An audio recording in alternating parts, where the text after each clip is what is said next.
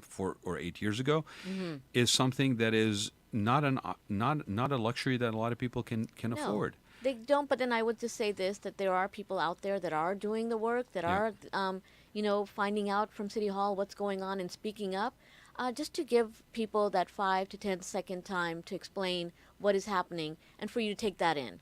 So, okay, so what would you do different? Because we talk about this. I mean, some of the Hmm. stuff that we're talking about today, I could roll the tape back and we probably covered a bunch of it. In 6 months from now to 2 years from now, 8 years from now, we'll probably talk about the same thing. There's some issues. Anybody doesn't believe me, go to your old newspapers and go back Right. about 40 years and you'll see that the names of the guilty parties have changed. The context of the stories have changed, but the Right. underlying reasoning and all this stuff and the fight back is basically exactly the same.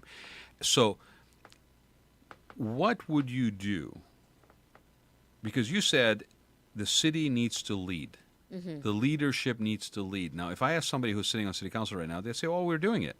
So, what is it that they're not doing, and what is it that needs to be done? Because again, it has to be sort of a combination, a partnership with all these Right. parties involved, right? So, what is it that's not being done, and what would Hmm. you do? So one of the first things I would say is they're not really listening, because the community is beginning to show up in numbers now at city council meetings, and they're speaking up.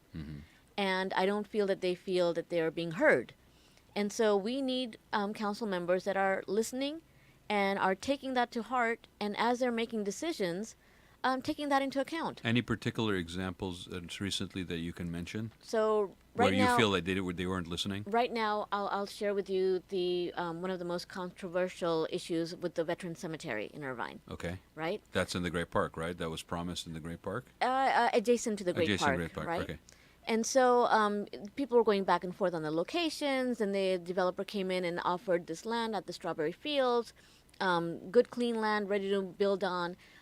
Some people were really attached to the original site, which is closer to the El Toro base. And so that fight went on for a while, and then it came to it where it was going to be put on the ballot and people were going to vote on it. So we kept hearing over and over, let the people speak and then we'll do what the people want to do, right? Now, when the vote came back, it was against what the council had hoped for. So a lot of people voted for the original site instead of the new Strawberry Field site. So at that point, you would think that the council would be like, okay, you know what, the people have The people spoken, have spoken. and we're going to move forward. They haven't. They're still trying to find a different location other than the original. And they come up with things like, oh, it's going to be For $80 million dollars of city taxes and stuff. And you're constantly saying to them, that's not true. Because in the beginning, when we had this whole ceremony of, picking out that site, we were told that there was going to be state funding and then there was going to be federal funding coming in. So why is it now that all of a sudden the city has the burden of the $80 million? What does the city or city council want to do with that original site? Because there's got to be an There's got to be a plan, and we Right. don't know what that plan is. Interesting. Okay. Yeah. And that's what takes time to get involved in. So that is something that I was aware of. You know, the other thing that's fascinating to me is this issue of homeless, Yes. right? And how it is regarded as being, these are all people that are single and they're all come from the Santa Ana riverbed. It's all and all this stuff. uneducated, slander that's out there. And it was a shame that our city council members were, kind of riling the community up, saying that you're going to have syringes on the streets as your kids Yep. walk to school. Yep. There's going to be sex offenders on the streets. Yep. And UCI, and United Way and others were constantly trying to hold forums, educating the people that we're looking at families that are one paycheck away that are homeless. We have people that are working and still homeless. We've got women that are alone and are targets of sexual abuse that are homeless. And The so, largest population of homeless, the largest growth in the homeless population is actually seniors and families. exactly. And so when you don't put the right information out in front of your populations, you're really doing a disservice. And They're what doing it on purpose, though. they're doing it on purpose, because at the same time, I mean, no one wanted a tent city in the Great Park or on the county land. That's not the solution.